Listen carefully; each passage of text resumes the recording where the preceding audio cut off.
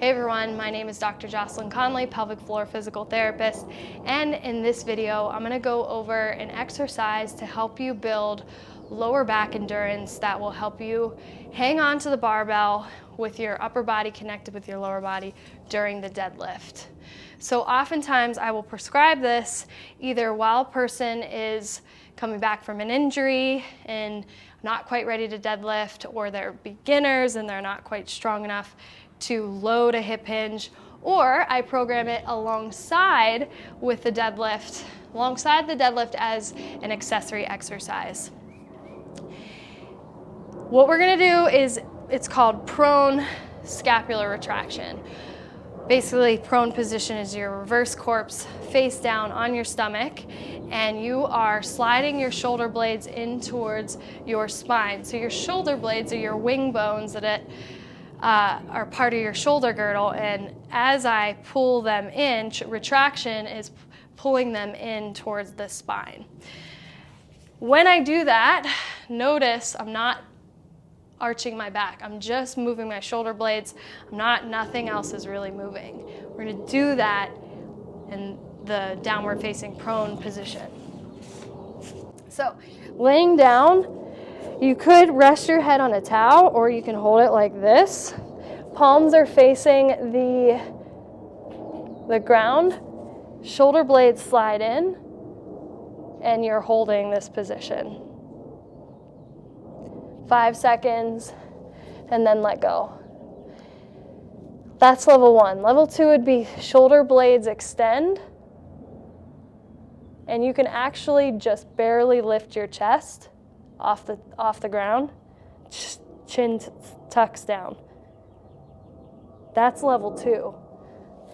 Level 3 is not necessarily following the pattern of the deadlift, but it's still strengthening the paraspinals and that support your back from your neck down towards your sacrum. So level 3 would be shoulder blades squeeze in, chest lifts like that. Now, as you do this, I kind of skipped over this. Setup position is you are getting your spine in a neutral position by connecting with your deep core. If you don't know what that means, check out previous videos on that. Then drawing your belly button in even further to tip your pelvis a little more so your spine is more flat. So that is first. Then, as you go to squeeze your shoulder blades, level 1, you don't need to squeeze your glutes yet. Now, once you get to level 2, where you're lifting your chest up, you want to squeeze your glutes as well. Level 3, you still want to squeeze your glutes. So neutral spine, deep core, belly button in, a little bit flat in your spine, glutes squeeze, exhale.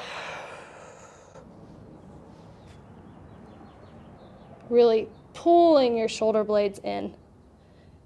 Chin stays tucked, breathing, and then coming down. I typically program this similar how I do the prone flutter kick. I'll accumulate 1.5 to 3 minutes at a given level. So depending on where you are, you might be level 1, level 2, level 3.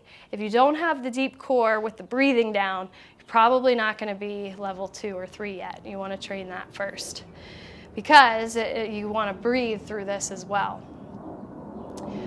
A couple other things that I didn't mention as I did that. You might notice that other muscles want to help, and that's fine, particularly like you notice my feet stayed grounded, so I'm pointing my feet.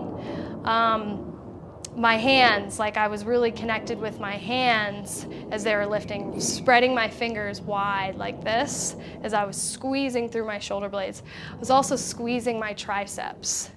So you could change the movement by playing around with those additional contractions through your body, but keeping in mind the foundation. Neutral spine, shoulder blades, squeezing your shoulder blades together, feeling heat through those muscles.